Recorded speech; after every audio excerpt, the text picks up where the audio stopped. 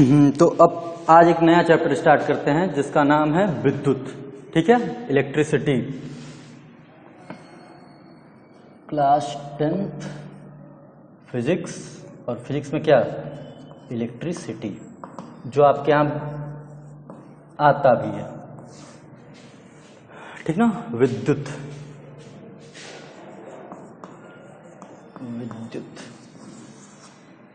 ठीक है।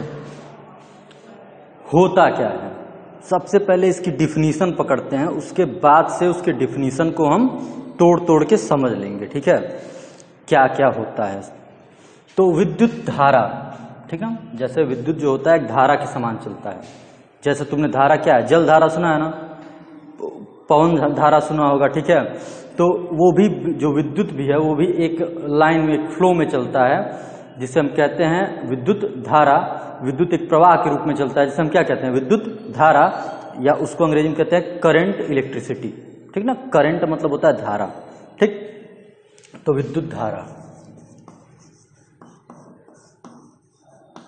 तो हमने बताया विद्युत धारा क्या होती है। तो विद्युत धारा के समान में चलता है, जिसे क्या कहते हैं, विद्युत धारा। ठीक है, अब इसकी विद्युत धारा की डिफिनेशन क्या होती है, तो आवेश प्रवाह की दर को विद्युत धारा कहते हैं। ठीक ना, इसका एकदम कंठस्थ, एकदम सबको यही बताएगा पहले कि आवेश प्रवाह की दर को क्या कहते हैं, विद्युत धारा। आवेश प्रवाह की दर, ठीक ना, rate of flow of current is known as current electricity. ठीक है, अब यहां समझते हैं कि ये आवेश क्या है। प्रवाह तो बता ही दिए कि आवेश प्रवाह के समान में चलता है। अच्छा, दर क्या है, ठीक ना, तो ये सब अब यहां समझते हैं। तो सबसे पहले हम बात करते हैं आवेश। तो ये क्या होता है, तो जब विद्युत चलता, विद्युत बहता है, चाहे जब विद्युत का प्रवाह होता है, तो वास्तव में वहां पर आवेश का प्रवाह हो रहा होता है। ठीक है, विद्युत का प्रवाह का जो अगर हम देखें, वास्तव में विद्युत प्रवाहित हो रहा है, तो क्या वास्तव में प्रवाहित हो रहा है, तो क्या प्रवाहित हो रहा है, आवेश। ठीक ना। अच्छा, आवेश क्या होता है,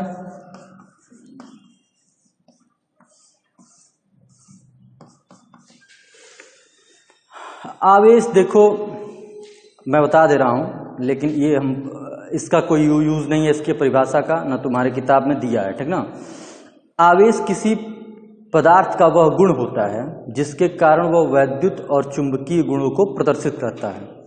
ठीक ना, आवेश किसी पदार्थ का वह गुण होता है जिसके कारण वह पदार्थ विद्युत और चुंबकीय गुणों को प्रदर्शित करता है। जब किसी पदार्थ पर आवेश आएगा तो वो कौन से गुण प्रदर्शित करेगा, विद्युत गुण। आगे हम पढ़ेंगे कि विद्युत के साथ साथ वो कौन सा गुण प्रदर्शित करेगा, चुंबकीय। ये दोनों पढ़ेंगे हम। ठीक ना, तो हमने आवेश की परिभाषा बता दी, तो वो परिभाषा बस जान लो, लिख भी लेना। ठीक ना, उसका बहुत यूज नहीं है। अब हम जो बताने जा रहे हैं उसका यूज है। आवेश को हम प्रदर्शित करते हैं Q से। आवेश को किससे प्रदर्शित करते हैं, Q से, और इसका मात्रक होता है कूलॉम। इसका मात्रक क्या होता है, कूलॉम। आवेश को हम Q से प्रदर्शित करते हैं, मात्रक है कूलॉम। ठीक है, ये इसकी सबसे बेसिक जानकारी हो गई। अभी और बहुत सी जानकारियां इसकी हमें लेनी है। ठीक है, चलो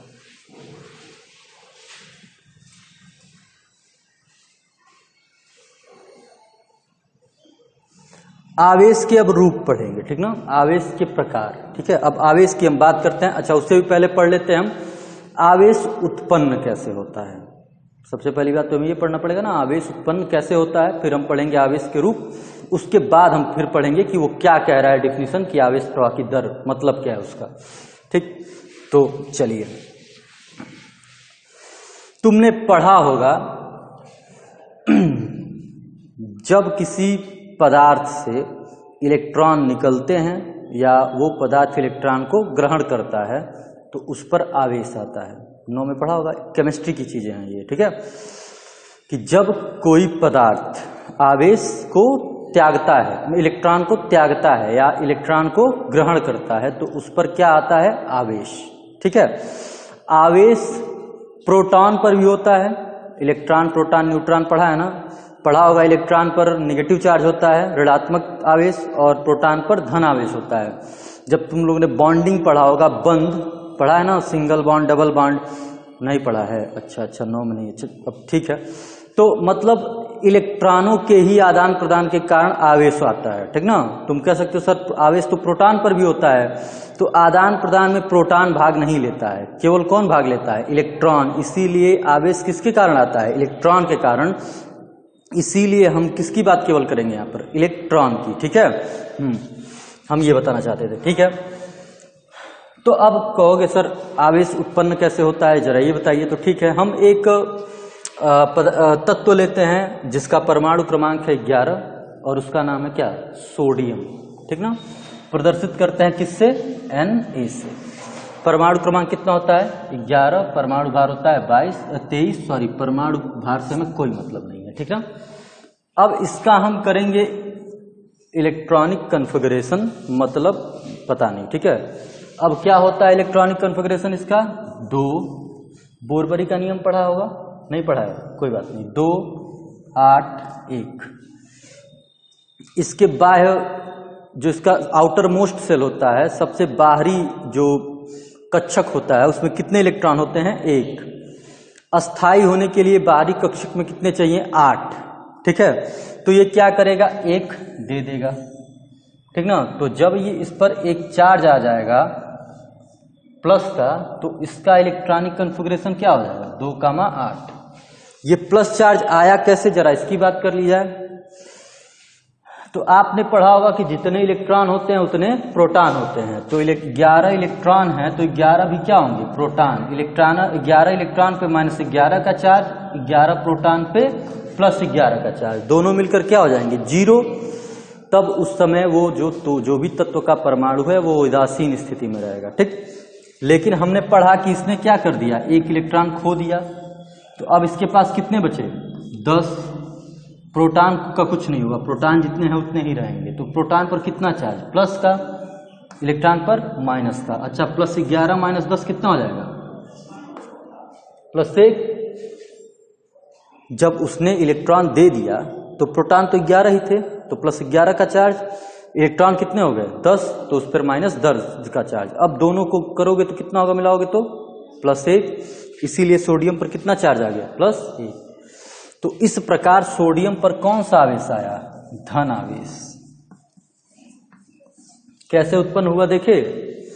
जब कोई तत्व का परमाणु इलेक्ट्रॉन को त्यागता है, क्या करता है, इलेक्ट्रॉन को त्यागता है, मतलब इलेक्ट्रॉन किसी को उठाकर देता है, तो उस पर कौन सा आवेश आता है, धन आवेश, ठीक है। जितना इलेक्ट्रॉन देगा उतने का धन आवेश आएगा। ये 1 इलेक्ट्रॉन दे रहे हैं तो इन पर 1 +1, ठीक है, चार्ज। मैग्नीशियम का नाम सुने होगे, वो 2 देता है, तो उस पर +2 का चार्ज। एल्यूमिनियम का नाम सुने होगे, वो 3 देता है, तो उस पर +3 का चार्ज। 4 नहीं देता है कोई, ना कोई 5 देता है, ना कोई 6 देता है, ना कोई 7 देता है, ठीक है। प्लस में भी धनावेश में भी कितने पढ़ोगे आप, 3, ठीक है। एकल ये 2 हो गए और ये 3 धनावेश हो गया, ठीक है। इससे आगे नहीं। समझ में आया। यहां से क्या क्लियर हो रहा है कि जब कोई तत्व का परमाणु इलेक्ट्रॉन त्यागता है तो उस पर कौन सा आवेश आता है, धन आवेश, ठीक है। और 3 टाइप के धनावेश हो गए, ठीक ना। अब बात, और ये धनावेश कैसे आया ये पूरा समझ में आया ना, ठीक। अब हम बात कर लेते हैं क्लोरीन की। एक तत्व है हमारे पास, तत्व का परमाणु है क्लोरीन, Cl से प्रस्तुत करते हैं इसको, ठीक है। क्लोरीन का परमाणु क्रमांक होता है 17, ठीक है। और जो उसका इलेक्ट्रॉनिक कन्फिगरेशन होता है, इलेक्ट्रॉनिक विन्यास हिंदी में कहते हैं, ठीक ना। तो इसका परमाणु क्रमांक होता है 17, इसका परमाणु भार होता है 35, परमाणु भार से हमें कोई मतलब नहीं है, ठीक है। हम इसका इलेक्ट्रॉनिक कन्फिगरेशन करेंगे, तो 2, 8, 7। अब ये मैंने बताया अस्थाई कब होगा, जब इसके आउटर मोस्ट सेल में कितने इलेक्ट्रॉन हो, 8। तो ये या तो 7 दे या 1 ले, तो आसान क्या है, 1 लेना। तो कोई एक आएगा जो इसको 1 इलेक्ट्रॉन देगा।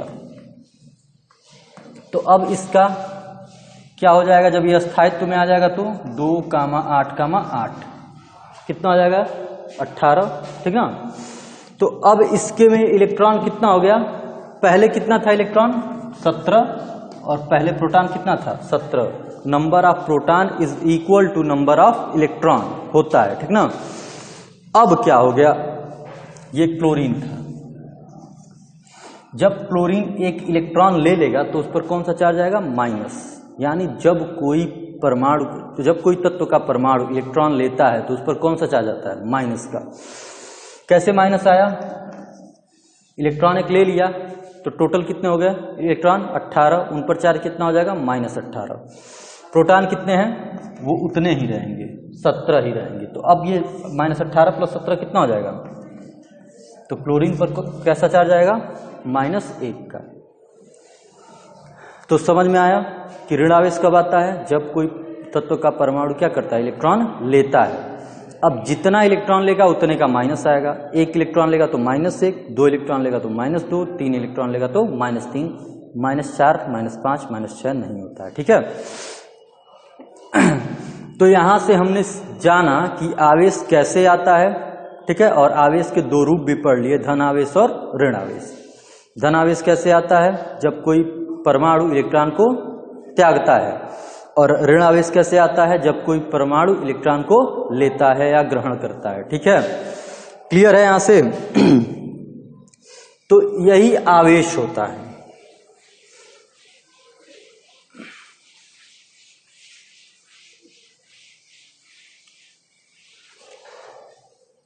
अच्छा, आवेश क्या था इसमें, तो इलेक्ट्रॉन।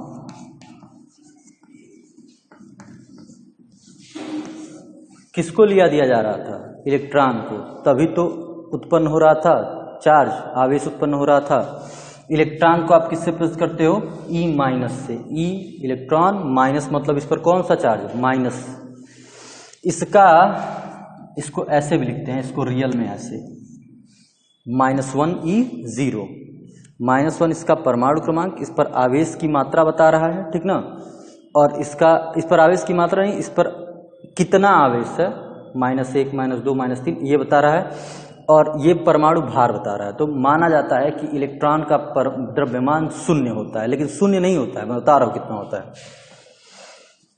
सबसे पहले हम बात करें इस पर चार्ज कितना होता है, आवेश, तो 1.6 × 10⁻⁻19 C मतलब कूलाम, ठीक। इसका द्रव्यमान कितना होता है 9.1 × 10⁻31 किलोग्राम, ठीक है। तो 1 इलेक्ट्रॉन पर इतना आवेश होता है और 1 इलेक्ट्रॉन का इतना द्रव्यमान, लेकिन -31 किलोग्राम नियर अबाउट 0, तो 0 मान लेते हैं उसको, ठीक है। ठीक है, तो ये इलेक्ट्रॉन होता है, इसी इलेक्ट्रॉन के आदान प्रदान से क्या उत्पन्न होता है आवेश, और ये इलेक्ट्रॉन खुद एक आवेशित कण होता है, इस पर इतना आवेश होता है और ये इसका द्रव्यमान होता है, ठीक है। जैसे सोडियम, पहले ये उदासीन है, अभी ये आवेशित नहीं है, लेकिन जब ये प्लस हो जाएगा तो ये क्या हो जाएगा आवेशित कण हो जाएगा। क्लोरीन, अभी इस पर कुछ नहीं है, लेकिन जब ये -1 इलेक्ट्रॉन ले लेगा तो ये कैसा हो जाएगा आवेशित कण हो जाएगा, ठीक ना। मतलब इस पर 1 इलेक्ट्रॉन आ गया, ये 1 इलेक्ट्रॉन को त्याग दिया, ठीक ना। तो ये होता है, हमने बताया आवेश की बात कर रहे थे, तो आवेश की परिभाषा बताई, आवेश को प्रदर्शित करते हैं हम Q से, आवेश का मात्रक कूलाम होता है, कूलाम को किससे प्रदर्शित करते हैं C से, ठीक ना। उसके बाद हमने बात की कि आवेश कितने प्रकार के, 2 प्रकार के, धन आवेश और ऋण आवेश। कैसे आते हैं, इलेक्ट्रॉन आता है तो ऋण आवेश, इलेक्ट्रॉन वहां से निकलता है तो धन आवेश। फिर इलेक्ट्रॉन आवेश उत्पन्न करने का कारक कौन होता है इलेक्ट्रॉन, क्योंकि वही आ जा रहा है, ठीक है। तो अब इलेक्ट्रॉन के बारे में भी हमने जानकारी ले ली, ठीक। अच्छा, अब बात करते हैं आवेश प्रवाह की दर। अब समझ में आया आवेश क्या होता है। अब हम यहां जानेंगे कि वो जो हम डेफिनेशन दे रहे थे कि आवेश प्रवाह की दर सर क्या कह रहे थे, तो क्या, मान लो ये एक तार, इतना मोटा तो ऑप्टिकल फाइबर होता है, ठीक ना, जो तुम्हारा तार होता है बहुत पतला होता है, ठीक है। हाँ, मान लो ये एक तार है। अच्छा, तुमको हम बताएंगे पदार्थ 3 प्रकार के होते हैं, कुछ कंडक्टर, इंसुलेटर और सेमीकंडक्टर, मतलब चालक, अचालक और अर्धचालक। ठीक है, तो चालक कौन होता है? जिसमें विद्युत धारा प्रवाहित हो जाए। अच्छा, चालक के भी कई रूप हो जाएंगे, उष्मा चालक या विद्युत चालक। तो हम विद्युत चालक की बात कर रहे हैं यहाँ पर, ठीक ना। तो विद्युत चालक मतलब जिसमें विद्युत प्रवाहित हो जाए, अचालक का मतलब जिसमें विद्युत न प्रवाहित हो। ठीक है, और एक अर्धचालक होता है, वो तुम्हें इंटर में पढ़ना है, ठीक ना, उसके बारे में बढ़िया से पढ़ोगे तुम लोग, कोटर वगैरह वो छोड़ दें, हमें अभी यहाँ बात चालक की ही करनी है, ठीक ना। तो परिभाषा जानेंगे, जिसमें विद्युत प्रवाहित होगा सुचालक, जिसमें नहीं प्रवाहित होगा अचालक, जिसमें कभी प्रवाहित हो कभी न प्रवाहित हो वो अर्धचालक। ठीक है, तो ये हमारा सुचालक है या चालक है, ठीक ना, कंडक्टर है सब मिला के सुचालक। और जितनी भी धातुएं होती हैं वो सभी सुचालक होती हैं, जितनी भी धातुएं होती हैं, ठीक है, धातु पढ़ा होगा, तो जितनी भी धातुएं होती है वो क्या होती हैं? विद्युत की सुचालक होती हैं, ठीक ना। तो मान लेते हैं कि ये हम एक कापर का तार है, कापर भी एक धातु है, तांबा, ठीक ना, तो ये कापर का एक सुचालक तार है। ठीक है, फिर हम जरा और तुम लोगों को सुचालक के बारे में बता दें कि क्या कौन सा ऐसा गुण होता है जिससे कोई पदार्थ सुचालक होता है। ठीक है, क्या सुचालक है तो क्यों है, अचालक है तो क्यों है, बात आती है ना। तो जिस किसी पदार्थ में फ्री इलेक्ट्रॉन पाए जाएंगे, मुक्त इलेक्ट्रॉन, तो वो क्या होंगे? विद्युत के सुचालक। कोई पूछेगा आपसे कि अच्छा एक पदार्थ सुचालक क्यों होता है? क्योंकि उसमें मुक्त इलेक्ट्रॉन पाए जाते हैं। कोई पदार्थ अचालक क्यों होता है? क्योंकि उसमें मुक्त इलेक्ट्रॉन नहीं पाए जाते हैं। ठीक है, और मुक्त इलेक्ट्रॉन पाए कैसे जाते हैं वो भी मैं थोड़ा सा हिंट बता दूं आपको। मान लो सोडियम है, इसमें 11 प्रोटॉन नाभिक में होते हैं, ठीक ना। प्रोटॉन कहाँ होते हैं? नाभिक में, और इसके बाहर इलेक्ट्रॉन घूमते रहते हैं। ठीक, तो 2 इलेक्ट्रॉन यहाँ होगा, 8 इलेक्ट्रॉन दूसरे कक्षा में होगा और 1 इलेक्ट्रॉन तीसरे कक्षा में होगा। तो इसका कॉन्फ़िगरेशन कितना हो गया? 2 8 1। तो भाई जो पास में होगा उस पर ज़्यादा बल, जो थोड़ा दूर होगा उस पर थोड़ा कम बल, जो ज़्यादा दूर होगा उस पर सबसे कम बल। तो ये थोड़ा मनमानी करेगा, और होता है ना जिस पे बंधन नहीं होता है वो क्या होता है? फिर निकलता है। तो ये कहेगा अब हम फ्री हो गए, तो उसी को क्या कह देते हैं? Free electron. ये कूद के भाग जाएगा इसमें से, ठीक है। तो वही क्या हो जाएगा? Free electron. और फ्री इलेक्ट्रॉन के ही कारण किसी भी पदार्थ में धारा बहती है, और जिसमें फ्री इलेक्ट्रॉन पाया जाएगा उसे हम क्या कहेंगे? सुचालक। ठीक है, समझ में आया सुचालक का मतलब? ठीक है, तो सुचालक में क्या पाए जाएंगे? मुक्त इलेक्ट्रॉन।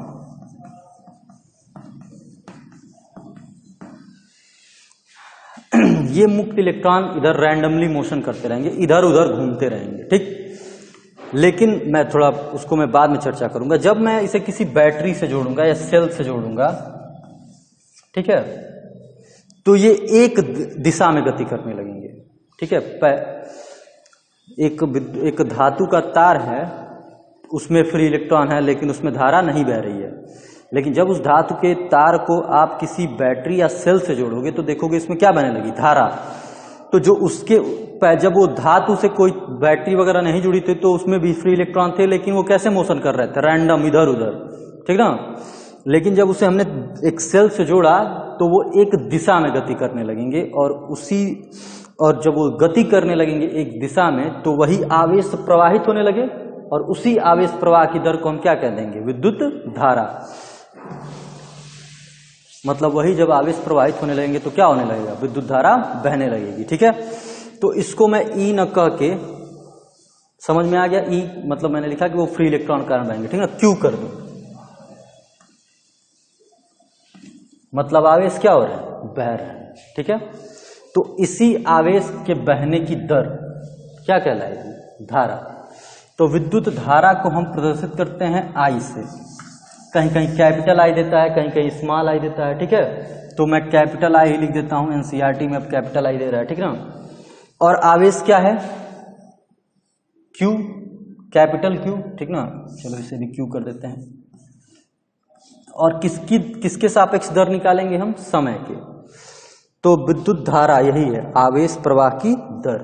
दर जब भी निकालना जाता है तो किसके सापेक्ष? समय के। दर बहुत चीजों का निकाला जाता है, लेकिन फिलहाल विद्युत धारा में हम दर किसके सापेक्ष लेते हैं? समय के सापेक्ष, ठीक ना। तो I बराबर Q बटे T,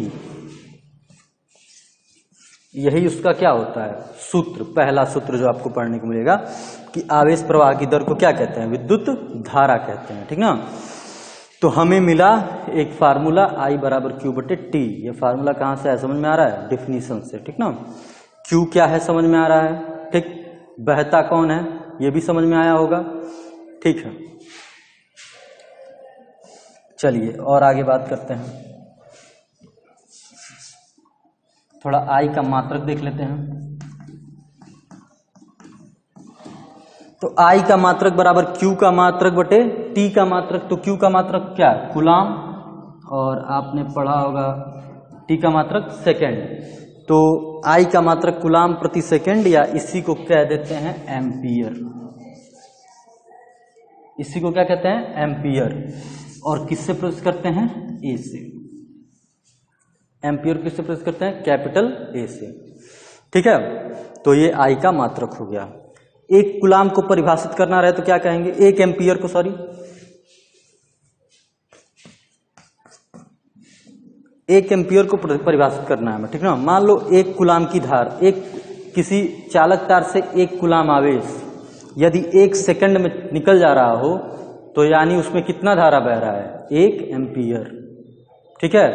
यदि किसी चालक तार से एक कूलाम का आवेश 1 सेकंड में प्रवाहित हो रहा है तो वहां पर 1 एम्पियर की धारा बह रही है। यहां तक समझ में आया? ठीक है। तो ये था विद्युत धारा, और मैंने यहां दिखाया कि प्रवाहित हो रहा है, ठीक है। अब थोड़ा और आगे, बस ये लास्ट रहेगा, ये बता दूं, उसके बाद फिर कल, ठीक है। दिशा क्या होता है, किस दिशा में बहता है, ठीक ना। मान लो ये तार है,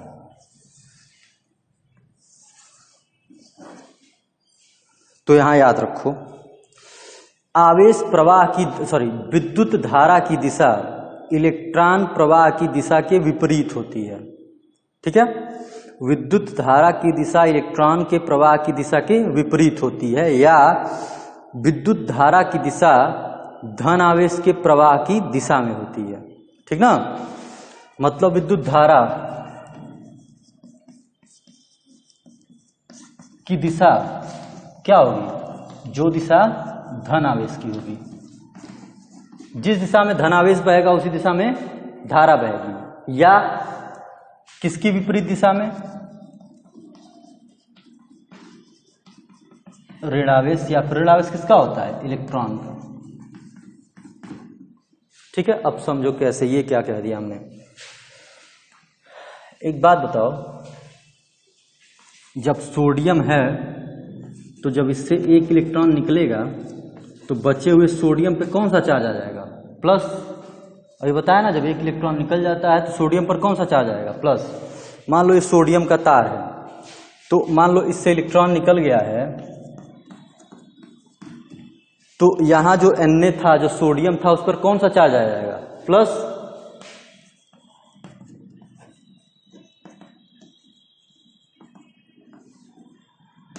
ठीक है। बैटरी को जब हम जोड़ते हैं, ठीक है, ऐसे ये माइनस होता है और छोटा वाला प्लस होता है। सर बड़ा वाला प्लस होता है, छोटा वाला माइनस होता है, ठीक है। ठीक। तो प्लस किसको आकर्षित करेगा? माइनस को। तो ये जो इलेक्ट्रॉन है ना, इधर जाने लगेगा, ठीक। और माइनस वाला किसको आकर्षित करेगा? प्लस सोडियम को। तो सोडियम ना है, इधर जाने लगेगा, ठीक। बैटरी में धारा कैसे बहती है? प्लस से माइनस। बैटरी में धारा कैसे बहती है? प्लस से माइनस। तो देखो जरा, बैटरी की धारा क्या इलेक्ट्रॉन की धारा के विपरीत है? इलेक्ट्रॉन इधर जा रहा है, बैटरी की धारा इधर जा रही है, ठीक ना। तो यानी विद्युत प्रवाह की जो दिशा है वो इलेक्ट्रॉन की दिशा के विपरीत है, और किसकी दिशा में है? धन आयन की, ठीक है। यानी सोडियम की दिशा के समांतर है। समझ में आया कैसे विद्युत धारा की दिशा कैसे धन आवेश की दिशा में होती है और ऋण आवेश की दिशा के विपरीत होती है? ये तार था, इसमें सोडियम आयन और इलेक्ट्रॉन दोनों थे। जब हमने बैटरी से दो जोड़ा तो धन किसको आकर्षित करेगा? ऋण को। तो जितने इलेक्ट्रॉन हैं इधर आएंगे, और ऋण किसको आकर्षित करेगा? प्लस को। तो जितने सोडियम आयन है इधर आएंगे। ठीक है, बैटरी में आपको इतना याद रखना है कि विद्युत धारा कहाँ से चलती है? प्लस से माइनस की तरफ। ठीक, तो देखो विद्युत धारा इधर जा रही है, इलेक्ट्रॉन इधर आ रहे हैं, मतलब इलेक्ट्रॉन विद्युत धारा की दिशा इलेक्ट्रॉन की दिशा के विपरीत, या जिस दिशा में विद्युत धारा है उसी दिशा में सोडियम जा रहा है, यानी विद्युत धारा की दिशा, उसे धन आवेश कहो तुम। विद्युत धारा की दिशा धन आवेश की दिशा में होता है। ठीक है, तो कोई पूछे कि विद्युत धारा की दिशा, तो कहोगे धन आवेश की दिशा में या इलेक्ट्रॉन की दिशा के विपरीत। ठीक है, तो ये हो गया विद्युत धारा की दिशा। कल बताएंगे कि इसमें दिशा होती है लेकिन फिर भी विद्युत धारा एक सदिश राशि नहीं होती है। ठीक है, विद्युत धारा कौन सी राशि है? सदिश की अदिश। तो तुम्हें अभी सदिश अदिश नहीं पढ़ाया जा रहा है, लेकिन फिर भी जान लो कि विद्युत धारा एक अदिश राशि होती है। इसमें दिशा होती है, फिर भी ये कौन सी राशि होती है? अदिश। तो वो तुम्हें कल बताएंगे। ठीक है, फिर उसके आगे विभव विभवांतर जो भी है वो कल देखा जाएगा। धन्यवाद, आज के लिए इतना ही।